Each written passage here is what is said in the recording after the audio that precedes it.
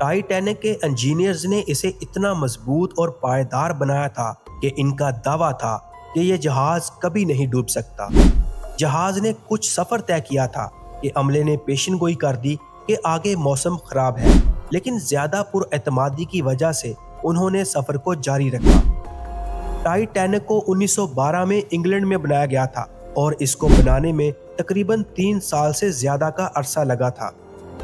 جب جہاز پہلی مرتبہ تیار ہو کر سفر کے لیے جانے لگا تو لوگوں کا اتنا رش تھا کہ کسی کو جگہ ہی نہیں مل رہی تھی۔ جہاز مکمل طور پر ڈوب گیا اور اس میں سوار 3000 مسافروں میں سے کوئی پانی میں ڈوب گئے تو کوئی سردی سے مر گئے۔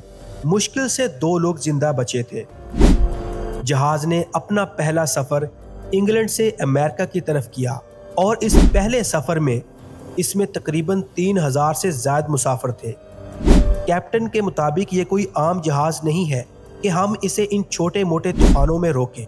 یہ دنیا کا سب سے بڑا اور مضبوط ترین جہاز ہے، کوئی طاقت اسے نہیں روک سکتی۔ کیپٹن کو شاید کچھ زیادہ ہی ناز تھا اس جہاز پر، مگر قدرت کے سامنے بڑے بڑے بے بس ہو جاتے ہیں۔ جہاز کچھ آگے ہی گیا کہ ایک بڑے برف کے چٹان سے ٹکرا گیا۔ چٹان سے ٹکرانے کے بعد جہاز نیچے سے لیک ہو گیا اور یوں دنیا کا سب سے بڑا اور مضبوط جہاز تقریباً 3 گھنٹے کے اندر اندر ڈوب گیا۔ ٹائٹینک دنیا کا سب سے بڑا سمندری جہاز تھا اور یہی غرور اسے لے ڈوبا۔ بالکل یہ کہاوت ٹائٹینک پر فٹ آتی ہے۔